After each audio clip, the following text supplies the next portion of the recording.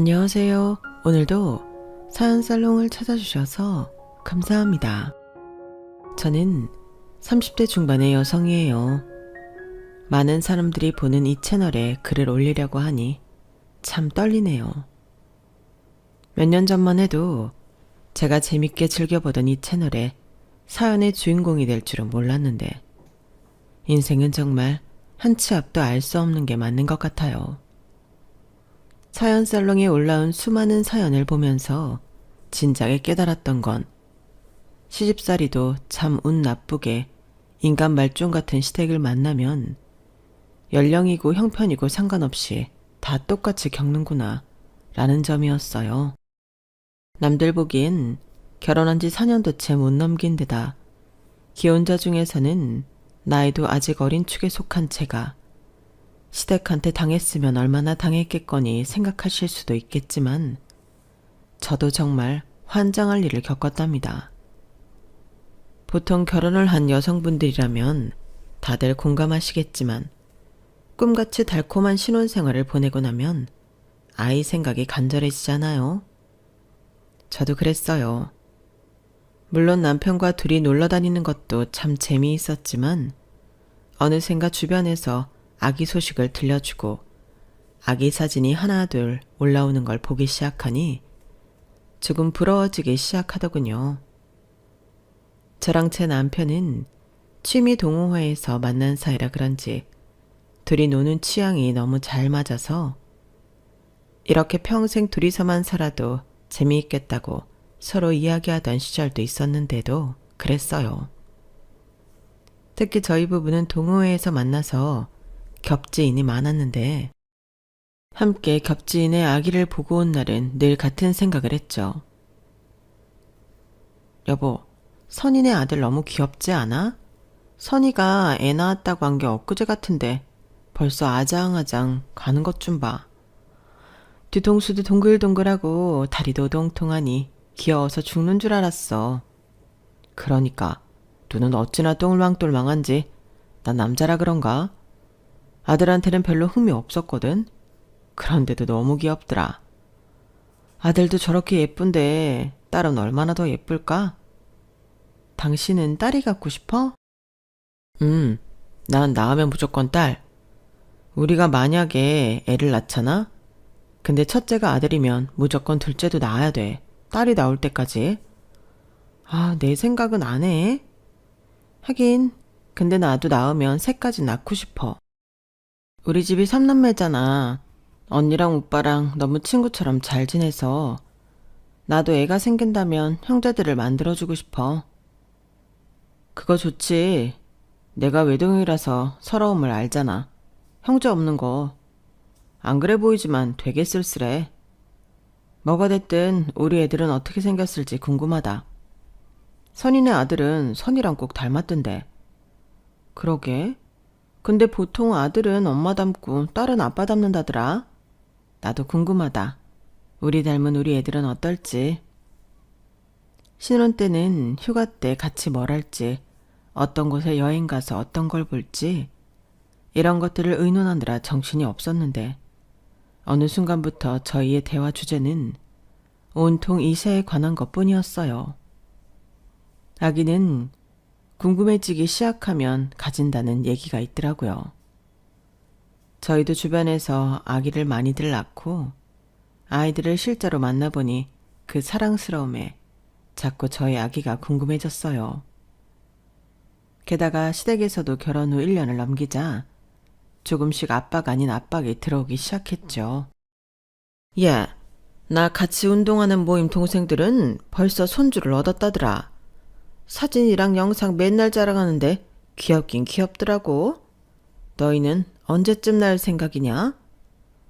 어머님, 저희도 천천히 계획해보려고 하고 있어요. 아유, 아이가 갖고 싶다고 곧바로 생기는 것도 아닌데 천천히 계획을 하면 어떡해? 게다가 요즘 젊은 사람들이 다들 마냥 자기가 젊기만 한 줄 알고 아이를 너도 나도 늦게 가지니까 몰라서 그렇지. 30살 넘어가는 순간부터 노산인 건 몰라? 어차피 낳을 거면 1살이라도 어릴 때 낳는 게 나아. 그럼요, 잘 알죠. 그런데 남편이랑 처음 얘기 나눴을 때 2년 정도는 둘이서 신혼생활 즐겼으면 하고 얘기가 된 부분이 있어서요. 2년 있다가 바로 아이 계획 세워보면 어떨까 하고 있어요. 여자는 30살이 지나면 몸이 하루하루 다른데 그때 가면 상황이 달라질 수도 있잖니? 요즘 애들은 왜 이리 느긋해? 자칫 시기 놓쳐서 시험관이니 뭐니 하면 더 복잡하고 골치 아파지는 거 몰라? 나중에 후회하지 말고 우리 말 들으라니까. 저희도 애기 생각 없어서 이러는 건 아니에요, 어머님. 조금만 기다려주시면 예쁜 손주 안겨드릴게요. 1년 생각보다 금방 가니까 믿고 기다려주세요. 시부모님의 투정 어린 잔소리를 들을 때마다 가슴이 조금 답답했지만 그렇다고 인생의 남편과 단둘이 보낼 수 있는 신혼을 줄여가며 급하게 아이를 갖고 싶지 않아 시부모님을 설득하기도 하고 달래기도 하면서 남은 1년도 잘 보냈어요. 사실 아이가 눈에 아른거리긴 했어도 막상 신혼이 끝나갈 때쯤엔 아쉬워서 생각이 변하면 어쩌나 싶었는데 약속한 인연이 다가오니 아이 생각이 점점 선명해지더라고요. 그렇게 남편과 상의 끝에 저희는 계획적으로 첫 번째 임신 시도를 시작했어요. 처음에야 다들 자연 임신을 원하잖아요. 신랑이나 저나 아이를 갖기에 그렇게 많이 늦은 나이도 아니어서 큰 부담감은 없었어요. 그래서 천천히 시도를 했었는데 6개월이 다 되도록 아기 소식이 없어 조금씩 불안해지기 시작하더라고요.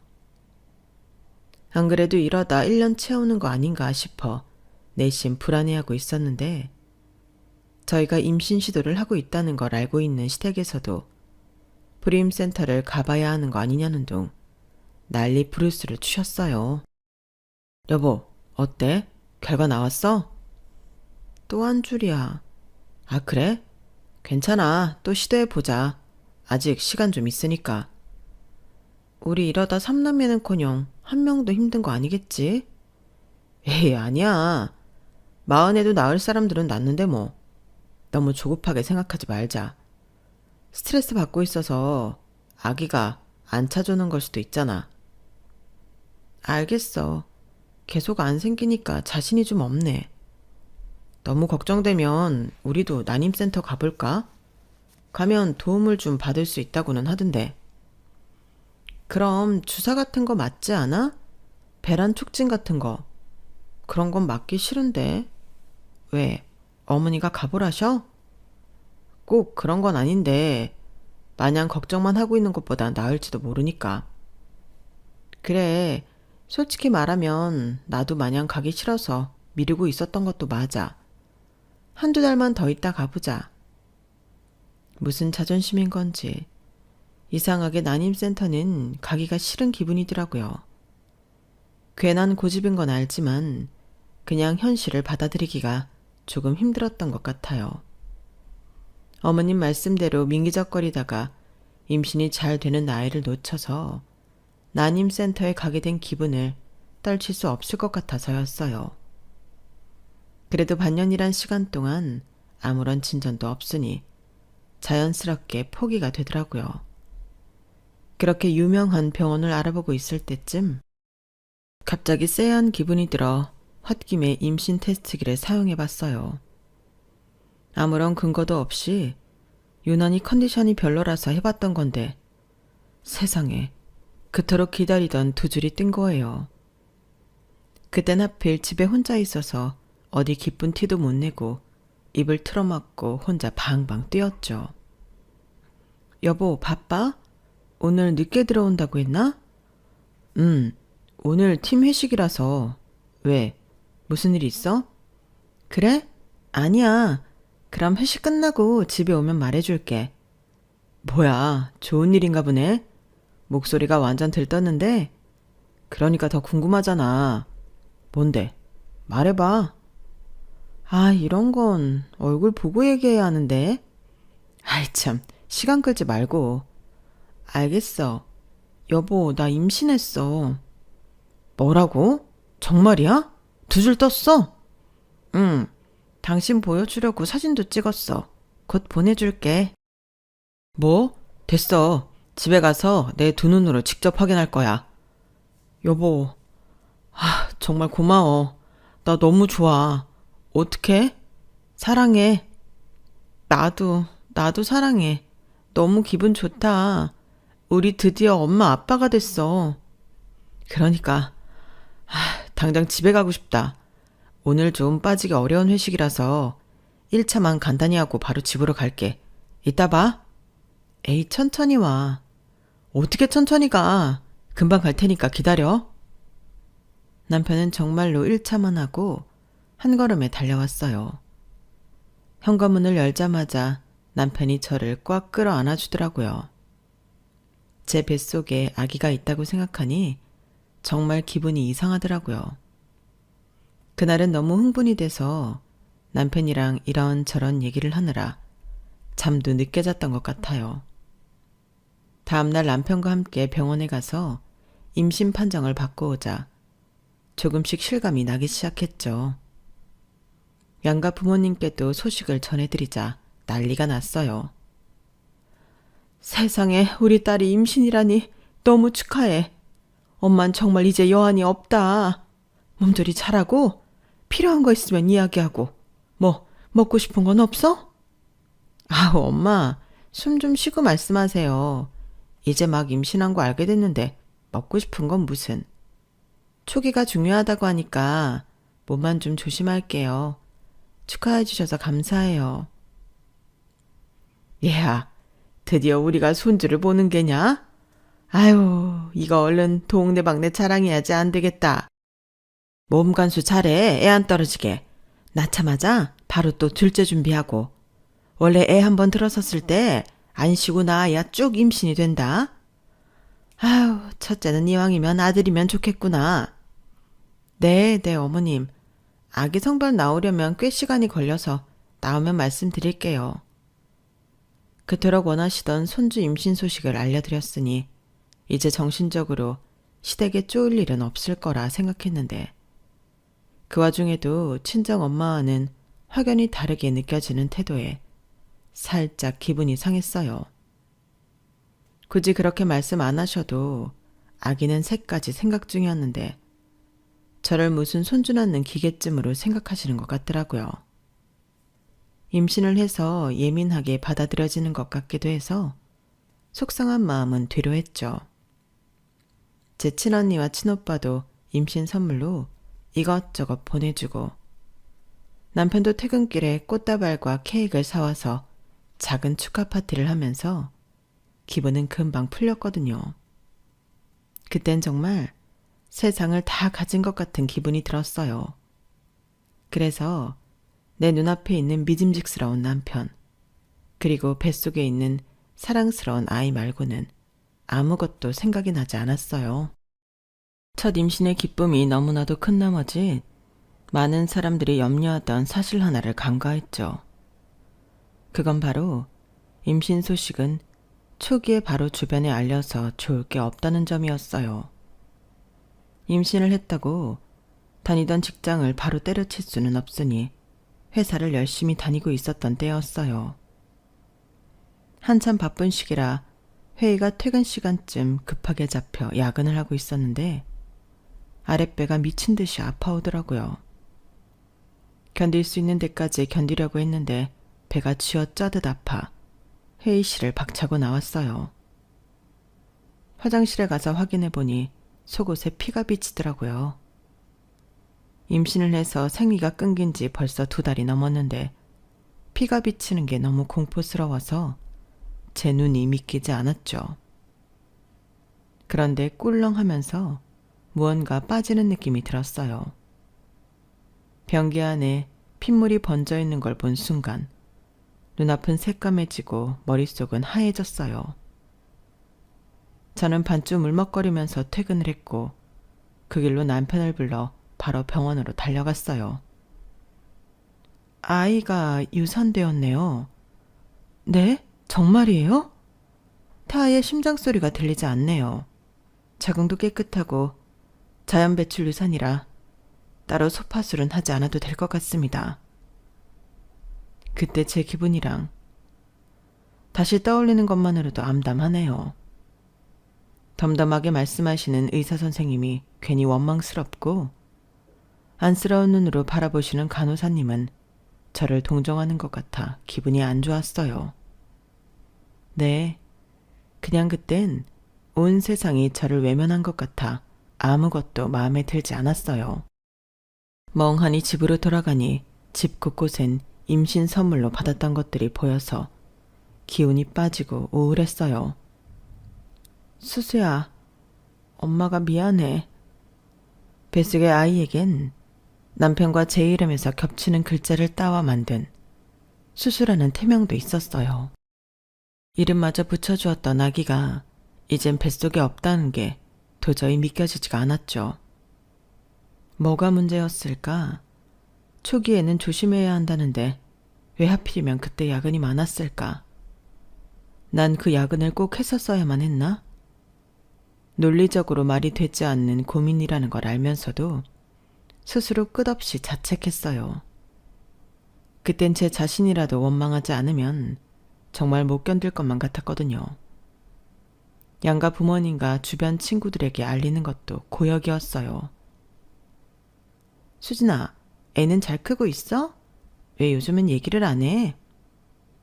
헐, 야, 너 못 들었어? 어?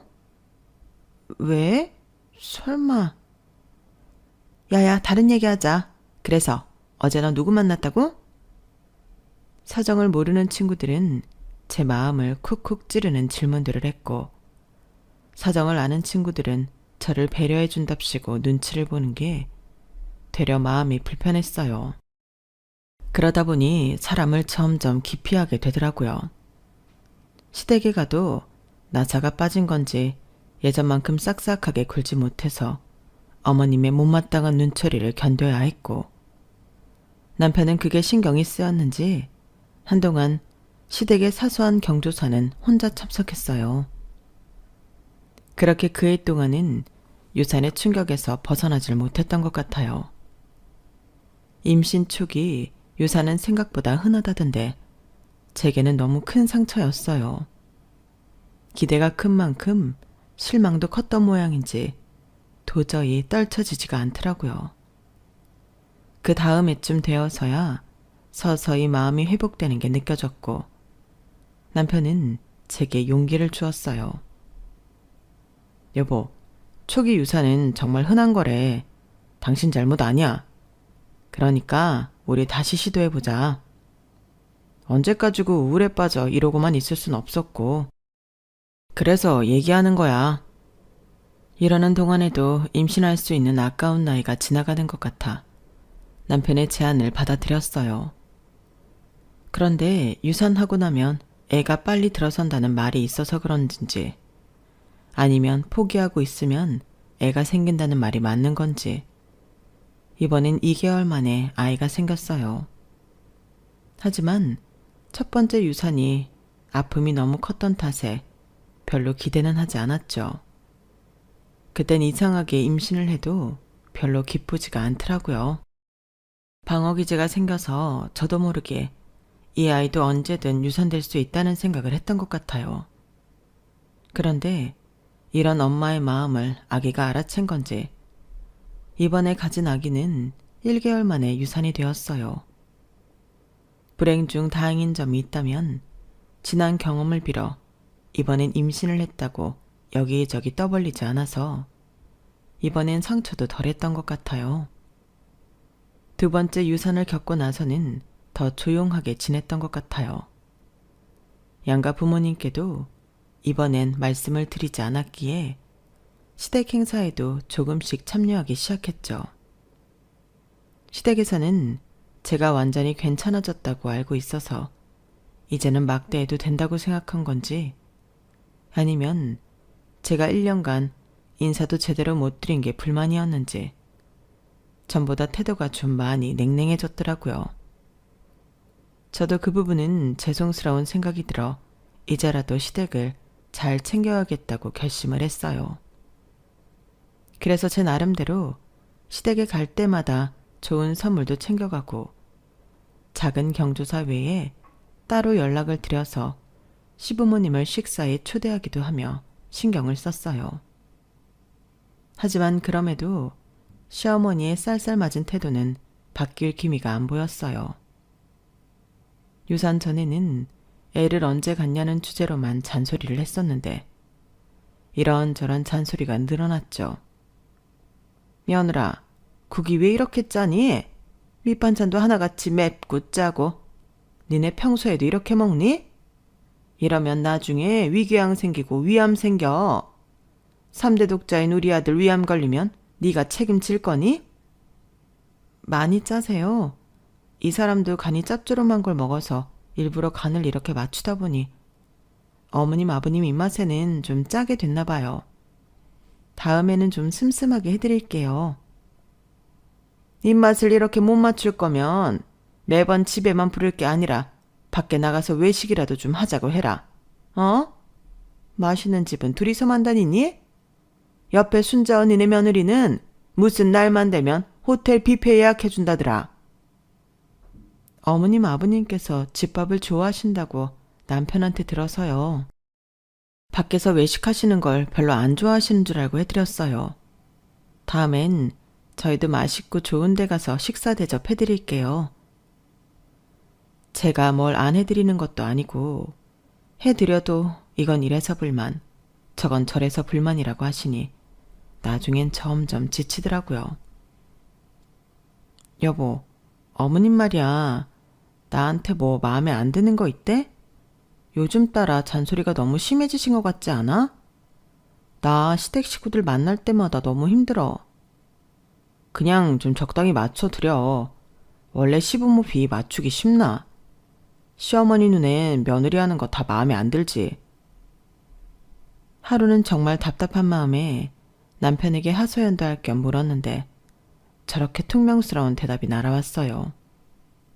본인은 저희 친정에 세상 편하게 있다 오면서 태평하게 저런 소리나 하니 너무 어이가 없었죠. 뭐? 무슨 말을 그렇게 해? 그니까 왜 마음에 안 든다는 건데? 내가 잘해드리면 잘해드렸지 못해드린 거 있어? 그리고 내가 이런 말을 하면 당신은 미안해해야 하는 거 아니야? 아니, 당신이 잘해드린다고 한들 그게 우리 부모님 성에 안 찰 수도 있지 왜 그래? 당신이 잘해드리면 우리 부모님이 무조건 아유 우리 며느리 우리한테 너무 잘하네 이래야 돼? 그리고 그걸 왜 내가 미안해해야 하는데? 당신은 우리 집 갈 때마다 아주 백년 손님 대접은 다 받고 편안하게 쉬다가 오면서 그런 말이 나오냐는 소리야. 막말로 우리 부모님은 뭐 당신이 100% 마음에 들어서 아무런 잔소리도 안 하시는 거겠어? 딸 남편이니까 마음에 안 드는 부분이 있어도 그러려니 넘어가는 부분이 많으시겠지. 그건 부모님들 성향이 다른 건데 나보고 뭘 어쩌라고. 그리고 솔직히 말해서 당신이 나한테 그런 말할 자격 있어? 그동안 우울하다느니 몸이 안 좋다더니 핑계만 대면서 거의 1년 가까이 시댁에 얼굴 한번 안 비쳤으면서 난 적어도 당신처럼 당신 집에 출석을 안 한 적은 없어. 남편의 말 중에 틀린 점은 없었어요. 저에게 유산의 아픔이 얼마나 크고 적건 간에 남들이 보기엔 제 아픔은 핑계일 뿐이었을 테니까요. 그 극연에는 시댁뿐만 아니라 친정도 자주 가지 않았고 친한 친구들과도 멀어져 이제 연락하는 사람도 별로 없다는 걸 남편조차 제대로 알아주지 못했어요. 아니 사실은 가장 가까이서 절 지켜봐주고 있는 사람이 남편이라 알고 있을 줄 알았어요. 유산 후에 알게 모르게 주변 사람들에게 받는 상처에 대해 일일이 말한 적은 없지만 지나가듯 툭툭 얘기한 적이 있었거든요. 그걸 기억해 줄 거라고 생각한 건 저만의 착각이었던 모양이에요. 그렇게 생각하면 남편의 입장도 이해가 아예 가지 않는 건 아니었어요. 제가 1년 가까이 시댁에 가는 걸 꺼려할 때마다 남편은 적당한 핑계를 대주었고 결혼도 했는데 아내 없이 부모님께 인사드리러 가는 게 면이 살지 않는다고 느꼈을 수도 있으니까요. 그래도 제 입장에선 서운할 수밖에 없었어요. 아이를 잃은 슬픔이 저만의 슬픔은 아닐 거라고 생각했으니까요. 저와 같은 감정을 공유하고 있다고 믿었던 남편에게 이해받지 못하니 하늘이 무너지는 것 같았어요. 내가 어떤 심정으로 지난 1년 보냈는지 모르는 것도 아니면서 어떻게 그래? 내가 1년 동안 그랬던 건 주변 사람들에게 정말 미안하게 생각하고 있어. 물론 당신과 시부모님께도. 그래서 지금이라도 잘해드리려고 내 나름대로 노력하고 있는 거야. 그게 성에 안 찬다면 더 이상 내가 뭘 어떻게 해야 돼? 이젠 제법 괜찮다고 생각했는데 힘들었던 날들에 대한 비난이 쏟아지는 기분이 들자 그때의 감정들이 몰려오며 눈물이 차올랐어요. 제가 눈물을 보이자 남편은 어이없다는 듯한 얼굴로 절 보더라고요. 그만 좀 해라. 언제까지 이럴래? 언제까지 그때 일 가지고 힘들다 할 건데 이제 그만 있고 새로운 마음으로 살아야 할 거 아냐. 나도 알아. 나도 그러고 싶어서 이제 마음 잡고 살고 있다고. 당신은 어떻게 그렇게 훌훌 털었는지 몰라도 나는 그게 그렇게 쉽게 안 되는데 어떡하라고. 정 힘들면 병원을 가보든지. 첫 유산 때만 해도 이렇게 차갑지 않았던 남편의 태도가 냉랭해진 걸 보니 서러움이 복받쳤어요. 그렇게 대판 싸우고 남편과는 한동안 냉전이 이어졌어요.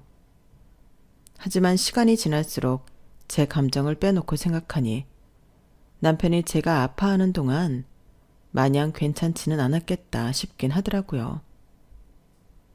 늘 제게 다 괜찮다고 말해주었던 남편이었기에 더 지쳤을만 하다는 생각도 들었어요. 그래서인지 자연스럽게 남편에게 서운했던 감정도 서서히 풀리더라고요. 개운하게 해소된 건 아니었지만 아무리 부부 사이라도 이런 문제를 일일이 짚고 넘어가기가 생각보다 어려워서 어영부영 넘어갔던 것 같아요. 그러다 보니 저희에게 3번째 임신이라는 축복이 내려왔어요. 첫 번째, 두 번째 임신 때와는 달리 그렇게 마음이 조급하지도 않았고 당시 하던 일이 잘 되어가고 있었는데 임신까지 되자 온 세상이 제게 축복을 내려준 것만 같았어요. 이제 고생 끝, 행복 시작인가 싶더라고요. 남편이랑도 그럭저럭 다시 좋은 관계를 유지하고 있던 터라 남편 역시 기뻐해줬어요. 거봐, 마음 편하게 먹으니까 되잖아. 근데 혹시 모르지 뭐. 또 이렇게 설레발치다가 상처받기 싫어. 그래, 당신 마음 알지. 너무 잘 알아. 우리 너무 기대하지는 말자. 이 아기가 진짜 우리랑 운명이라면 건강하게 자라나 주겠지. 아무래도 2번의 유산 끝에 생긴 아이라 그런지 기쁘긴 해도 마냥 기뻐만 하기엔 조심스러운 데가 있었어요. 아이가 언제 날 떠나더라도 예전처럼 자책하지 말자.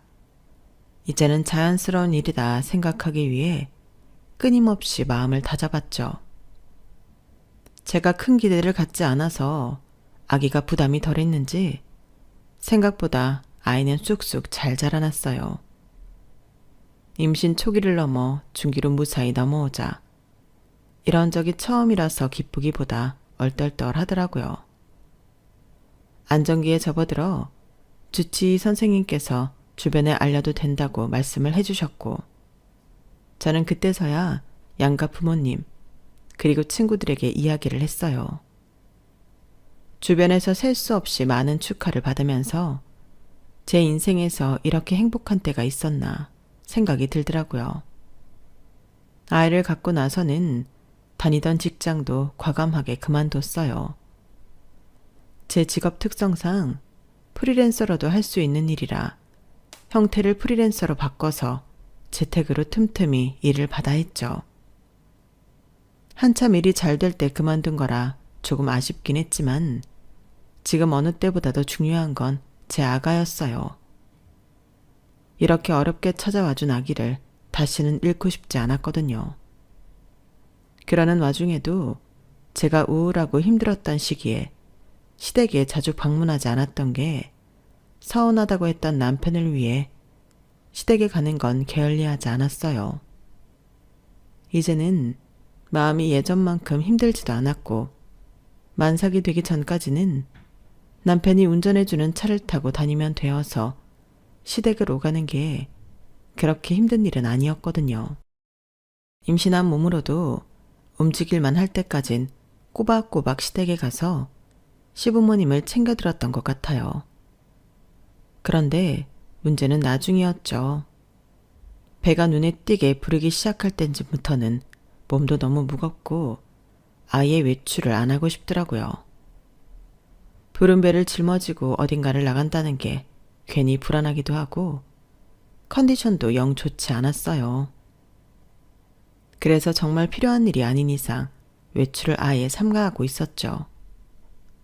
막달의 원인 모를 사산을 겪는 산모들도 적지 않았기에 끝까지 긴장을 놓고 싶진 않았어요.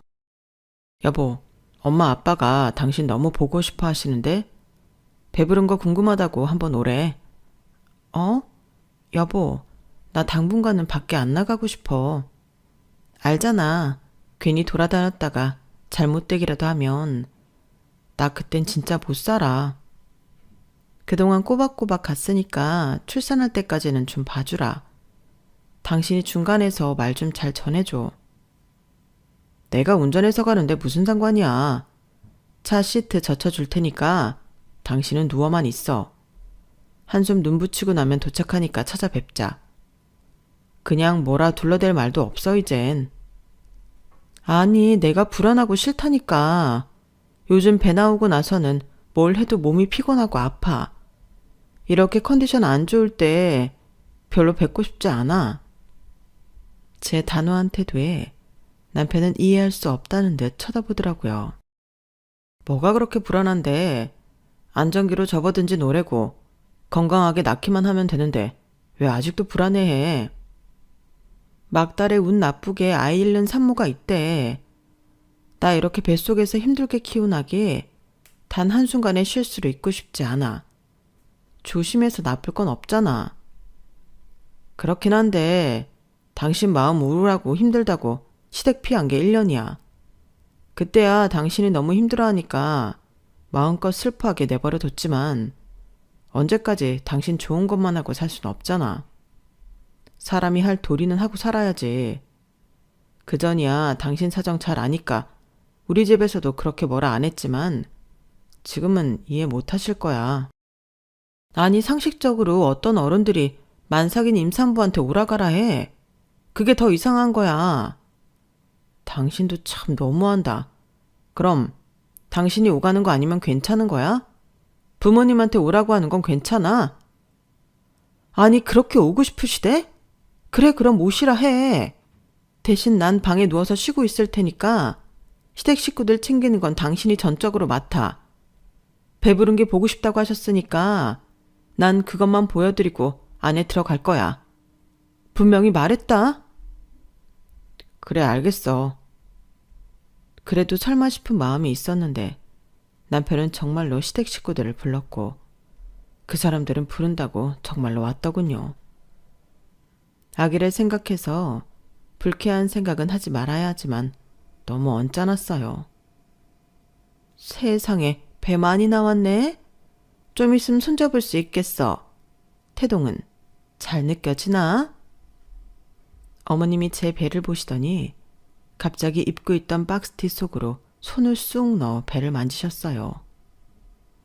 손이 너무 차고 갑작스러워서 저도 모르게 어머니 손을 쳐냈어요. 어머나 어머니, 손이 너무 차서 놀랐어요. 민망함에 손 온도 핑계를 대긴 했지만 원래 시부모가 임신했다고 이렇게 며느리 배를 함부로 만지나요? 너무나 무례한 태도에 화가 나서 순간 시부모님이 꼴도 보기 싫더라고요. 그래서 저는 이만 쉬어야겠다며 방으로 들어갔죠. 방에 들어가 불쾌한 마음을 가라앉히려 노력하며 눈을 붙였어요. 이때는 시도 때도 없이 잠이 쏟아져서 차라리 다행이었어요. 그렇게 한참 자고 일어났더니 시댁 식구들은 어느새 가고 없더라고요.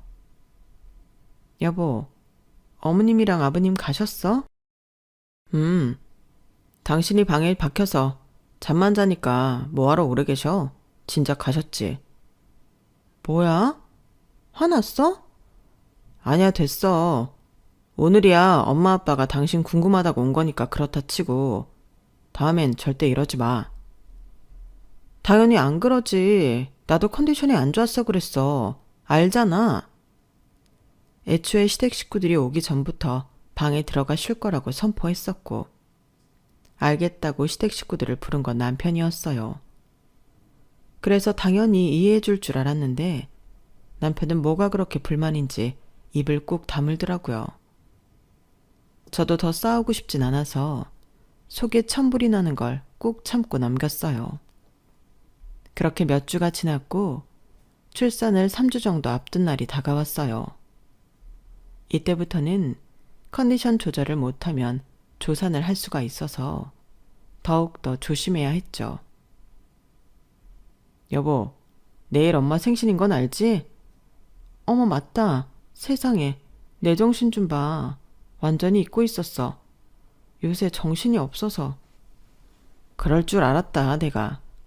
아무리 임신 때문에 정신이 없어도 너무 서운하다, 당신. 전에 그렇게 배려해줬으면 이제는 좀 안 그래야 하는 거 아니야? 아니, 여보, 내가 요즘 컨디션이 나빠서 어머님 생신이 아니라 다른 것들도 깜빡깜빡해. 내가 출산하고 나면 더 잘할게. 그래서 임신하고 나서도 배 나오기 전까진 시댁 꼬박꼬박 갔잖아. 그래, 어쨌든 다른 건 몰라도 생신만큼은 꼭 참석해야 돼. 준비하는 척이라도 해야지. 안 그래? 아, 근데 요즘 진짜 걱정이 되는데. 혹시 우리 동네 쪽에서 식당 하나 예약해서 거기서 식사 대접해도 괜찮을까? 엄마가 당신이 한 밥이 먹고 싶다는데? 어? 그게 무슨 소리야? 내가 요즘 밥을 어떻게 한다고? 내 밥도 겨우겨우 챙겨 먹고 있는데. 뭐 거창한 거 바라시는 건 아닌 것 같아. 그냥 마트에서 LA 갈비 사올 테니까 그거 좀 굽고 국도 하나 대충 끓이고 나머지 밑반찬은 내가 반찬 가게 가서 사올게. 그래서 예쁘게 담아서 내놓기만 하면 될 것 같은데? 뭐라고? 됐어. 난 못해. 앞에서 식사하고 들어올 거면 얘기하지 마. 나 진짜 못해. 여보, 내가 도와줄 테니까 옆에서 당신은 하는 척만 해. 어려운 일 아니잖아. 아니, 당신은 내가 임신하고 힘들어하는 모습 보면서도 그런 말이 나와? 그리고 막달인데 나도 스트레스 받기 싫어. 출산 예정일이 3주 뒤야. 안정을 취해도 모자란다고. 우리 부모님이 당신한테 뭘 한다고 이래. 진짜 당신도 해도 해도 너무하다. 임신한 게 벼슬도 아니고. 몰라. 난 이미 부모님 불렀으니까 오늘만 어떻게 잘 넘겨봐. 내가 재료는 다 사다 놓을 테니까. 뭐? 이미 불렀어? 난 못한다고 했잖아. 집으로 찾아오시면 난 저번처럼 밖에 못해. 난 오시라 한 적 없으니까 당신이 알아서 해. 알겠어? 너무 어이가 없고 화가 났어요. 제가 1년 동안 시부모님께 며느리 노릇 못한 걸 남편이 그렇게까지 가슴에 담아두고 있는지 그때 처음 알았네요. 다 이해해주고 있을 거라고 생각한 건 제 착각이었어요. 그 시기가 죄송해서 시댁에 노력했던 것도 전혀 몰라주고 있었다는 사실도요. 저는 너무 서러워서 방문을 잠그고 들어가 울었어요. 가뜩이나 임신하고 나니 감정이 요동치는데 이런 일까지 겪으니 너무 서럽더라고요. 누군가는 임신하고 나서 주변에서 신경 못 써줘서 안달이던데 저는 신경은커녕 만삭인데 기어이 생신 밥상을 얻어먹겠다고 집까지 찾아온다는 현실이 도저히 받아들이고 싶지 않더라고요. 하지만 몇 시간 후 울린 초인종 소리에 현실을 받아들여야만 했어요. 제가 수척해진 얼굴로 인사를 했지만 시부모님은 제 마음도 모르고 화난 얼굴을 했어요. 아유, 고생이 많지. 좀 있으면 출산이라며? 이게 출산 전에 보는 마지막 얼굴이겠네? 다음엔 손주랑 같이 보는 건가? 네, 어머님. 생신 축하드려요. 그래, 이렇게 만삭인데도 내 생일 밥상을 차려준다고 고생이 많아. 우리 며느리 참 예뻐. 아, 어머니, 죄송한데 그건 이야기가 잘못된 것 같아요. 이 사람이 저한테 상의도 안 하고 멋대로 결정한 일이라. 저 요새 정말 움직이질 못할 정도로 피곤해서 상 차려드리는 건 무리일 것 같아요. 어? 아니, 그게 무슨 소리냐? 황당해하는 어머님을 뒤로하고 저는 다시 방으로 들어갔어요. 남편과 싸우고 체력 소모가 심하기도 했고 밥을 얻어먹으러 온 염치 없는 시부모님 얼굴을 보는 것만으로도 속이 울렁거려서 힘이 들더군요. 방에 들어가 다시 누워있는 저에게 남편이 방문을 열고 들어와 쏘아붙였어요. 당신 진짜 이럴 거야? 나중에 후회한다. 당신이야말로 나 잘못되면 당신이 후회하지. 이 아기 우리 아기 아냐? 왜 나만 이렇게 안달복달 못해? 그놈의 아기. 아기 핀딩은 언제까지 될 건데? 나중에 낳고 나면 또 애 핑계를 할 도리 안 할 거면서 내가 뭐 어려움 부탁했어? 재료 다 사다 놓고 만들어진 음식들 좀 굽고 끓이는 척만 해달라는데 그게 그렇게 어려워? 그래, 당신이 만삭 임산부가 안 되어봐서 몰라서 그래. 나 지금 제일 조심해야 할 시기야. 솔직히 이 시기에 나한테 밥 얻어먹고 싶어서 온 시부모님이 난 더 이해 안 돼. 당신이 불렀으니까 당신이 차려드리든 뭘 하든 알아서 해.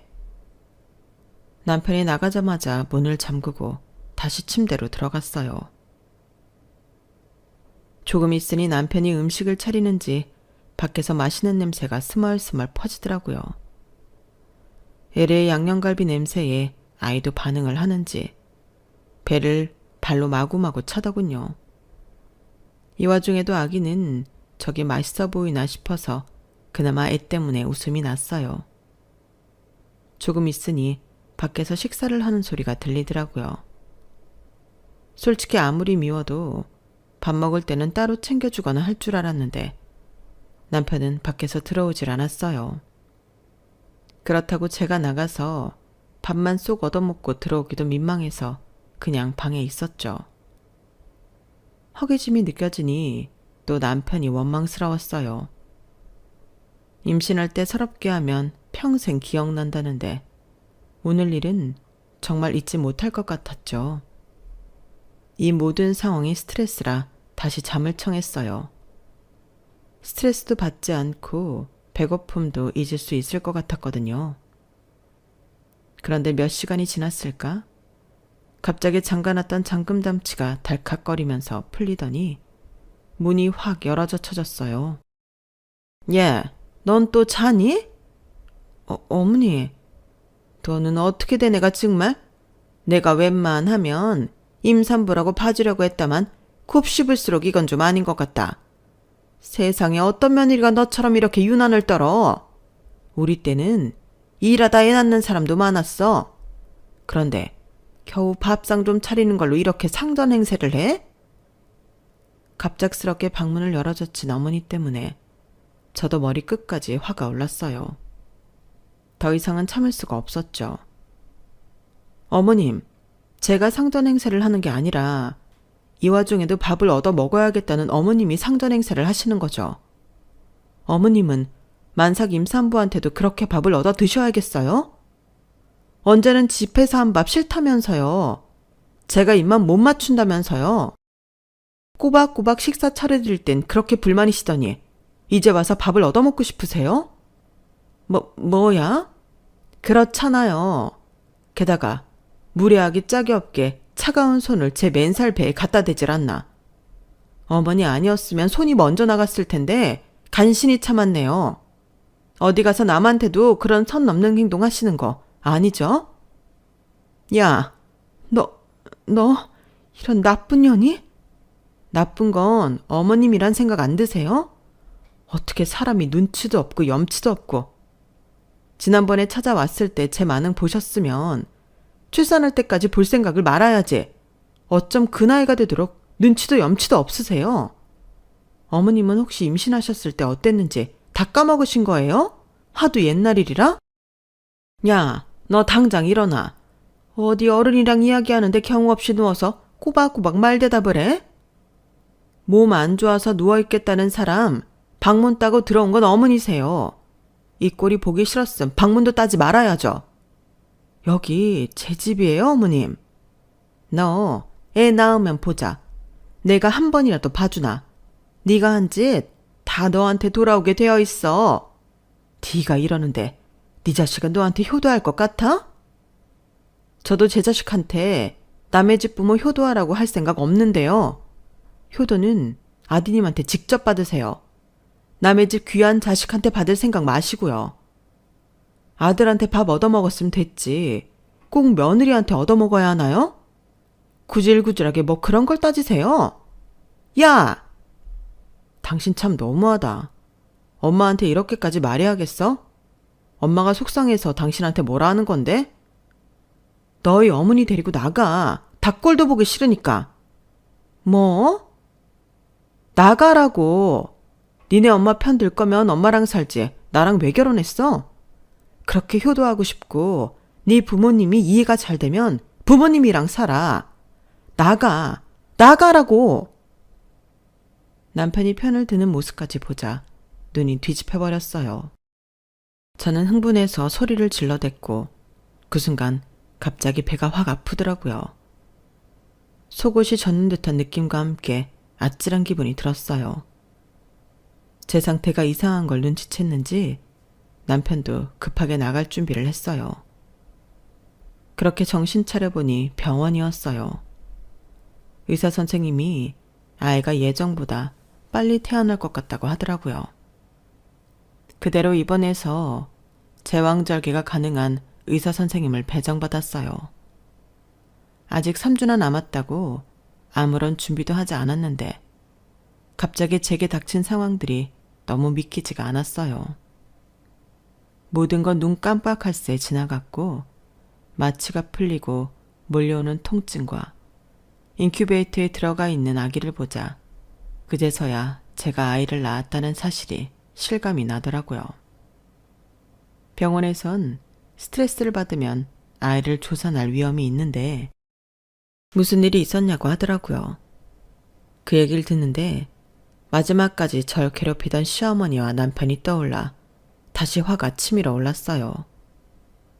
엄마 뱃속에 더 있어도 되는데 아이도 화가 나서 뛰쳐나온 거 아닌가 하는 생각도 들면서 인큐베이터에 들어가 있는 조그만 아이가 너무 안쓰럽게 느껴지더라고요. 남편은 막상 아이를 보니 눈물까지 흘려가며 좋아했는데 저는 감격스럽긴커녕 아이를 저딴 인간과 키울 수 없다는 생각만 가득했어요. 산후조리원에서 나오는 대로 그래서 저는 남편에게 이혼 통보를 했죠. 여보, 그게 무슨 소리야? 그럼 우리 애는 키워야 될 거 아니야. 웃기지 마. 가장 중요한 순간에도 내 편을 안 드는 너 같은 인간이랑 내가 어떻게 평생 같이 살아? 당신 같은 사람한테 내 금쪽같이 귀한 아이 못 맡겨. 애는 내가 키울 테니까 우린 찢어져. 아이가 태어난 기쁨도 잠시, 이별을 통보당한 남편의 얼굴은 얼떨떨해 보였어요. 저는 아기를 데리고 친정으로 갔고 남편은 물론 시댁 식구들의 연락도 다 씹었어요. 매일같이 아기를 궁금해하며 저를 원망하는 시부모님의 문자를 보는 재미도 쏠쏠하더군요. 하지만 전 본인들 때문에 빨리 나와서 더 고생한 아기를 보여드리고 싶지가 않았어요. 그리고 남편은 제대로 이혼을 해주지 않으려고 버텨서 지금은 소송 중에 있어요. 변호사 측에서는 남편의 유책 배우자라 소송에서 이길 확률은 높다고 말해줘서 기다리고 있는 중이에요. 보통 애 낳기 전에 이혼하는 게 베스트라고는 하지만 전 이제라도 바로잡고 싶어요. 그날 일을 통해 평생 씻을 수 없는 상처를 안겨준 남편과는 아무 일도 없었던 것처럼 살 자신이 없다는 걸 깨달았거든요. 어떤 특별한 일이 일어나 저에게 확신을 주지 않는다면 말이죠. 제 사연은 여기까지입니다. 들어주셔서 감사드려요. 여러분들의 내일이 오늘보다 더 행복하시길 바라겠습니다. 저에게도 용기를 주세요. 여러분, 사연 댓글에 응원과 현명한 조언 부탁드려요. 좋아요와 구독은 저에게 큰 힘이 됩니다. 오늘도 좋은 일 가득하세요.